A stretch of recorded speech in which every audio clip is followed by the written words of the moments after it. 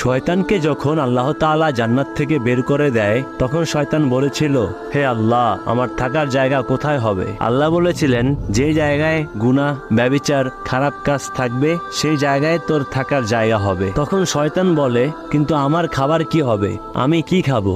আল্লাহ বলেন, যে বান্দা বিসমিল্লাহ ছাড়া খাবার খাবে সেই খাবারই হবে তোর খাবার।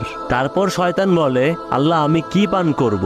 আল্লাহ তাআলা বলেন, মদ বা শরাব জাতীয় জিনিস তুই পান করবি। তারপর শয়তান বলে, হে আল্লাহ, আমাকে কিতাব দিতে হবে। আল্লাহ বলেন, জাদুর কিতাব হচ্ছে তোর কিতাব। তারপর শয়তান বলে, আমি আপনার বান্দাদের ধোঁকা দিতে দিতে জাহান্নামের দিকে ফেলে দিব। কখনো সামনের দিক থেকে ধোঁকা দিব, কখনো পেছনের দিক থেকে ধোঁকা দিব, কখনো ডানে অথবা কখনো বাম থেকে আমি আপনার বান্দাদের ধোঁকা দিব। আল্লাহ পাক বলেন, ঠিক আছে, কিন্তু যখন আমার বান্দা আমার কাছে তওবা করে ফিরে আসবে তখন আমি আমার বান্দার সব গুনাহ খাতাগুলি মাফ করে দিব।